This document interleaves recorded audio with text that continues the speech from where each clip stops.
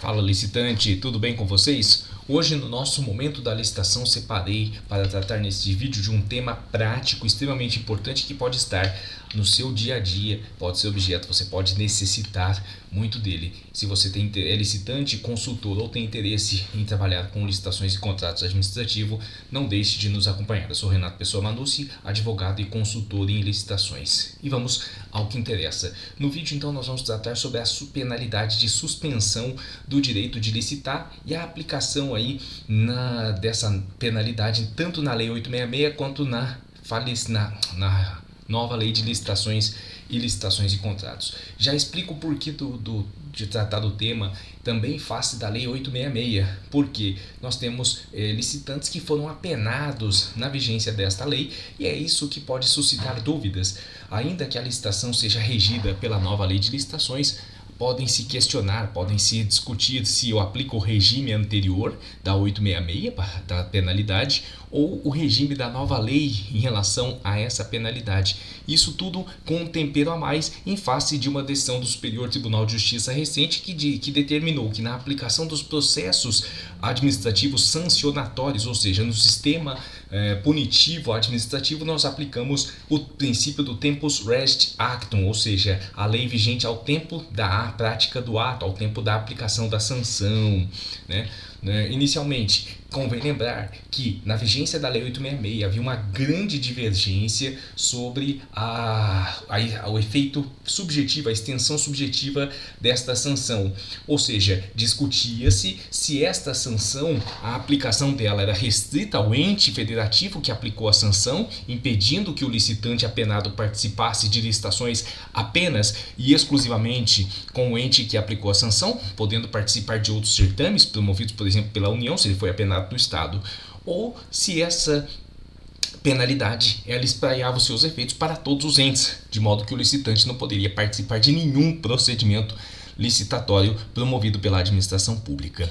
Lembro aos senhores que no âmbito do Tribunal de Contas da União e também do Tribunal de Contas de São Paulo prevalecia o primeiro entendimento, ou seja, a sanção impedia a participação apenas na licitação promovida pelo ente público, podendo o licitante, o apenado, aquele que sofreu a sanção, participar de outras licitações, desde que não fossem promovidas pelo ente que lhe cominou a sanção. Enquanto no STJ preponderava o entendimento de que não, essa sanção ela se aplica a todos os procedimentos promovidos por qualquer esfera da administração pública. E aí pode surgir o questionamento aqui numa licitação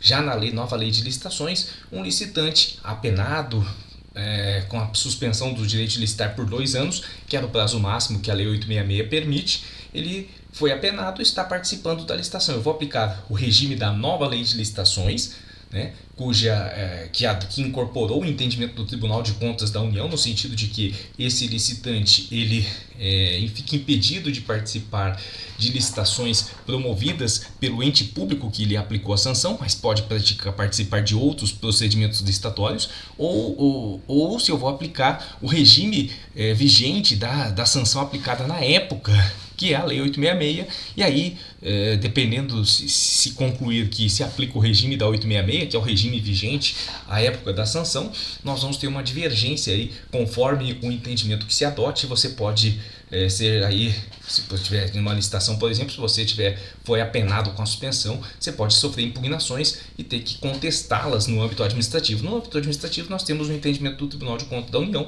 mas no âmbito judicial prepondera o entendimento de que essa sanção se aplica a todo e qualquer certame licitatório, e essa discussão pode vir à tona, sobretudo em face desse entendimento que eu mencionei aos senhores do Superior Tribunal de Justiça, que é no sentido de que nós vamos observar no processo administrativo punitivo a lei vigente ao tempo da prática do ato.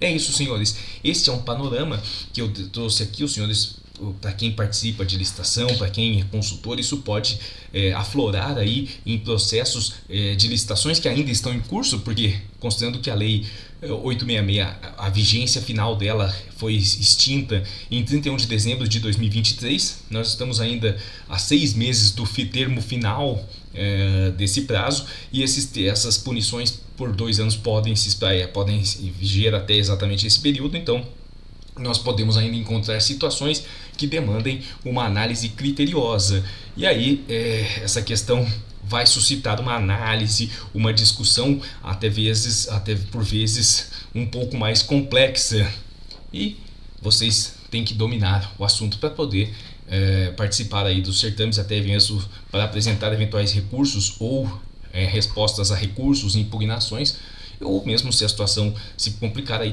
teria que ter um assessoramento jurídico para fazer eventuais recursos, ações judiciais e outros mecanismos. Mas é importante conhecer a polêmica. Eu vou deixar o link para os senhores aqui de um artigo também que eu escrevi, que está lá no meu site. Vou deixar o link com a senha, né? Porque esse é um conteúdo exclusivo que normalmente eu disponibilizo para os meus assinantes da minha comunidade, mas em razão da relevância do tema, eu deixo aqui na descrição do vídeo tanto o link do artigo com a senha para quem tiver interesse.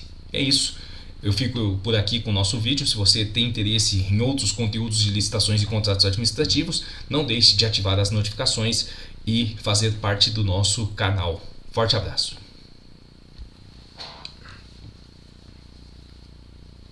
Interrompeu?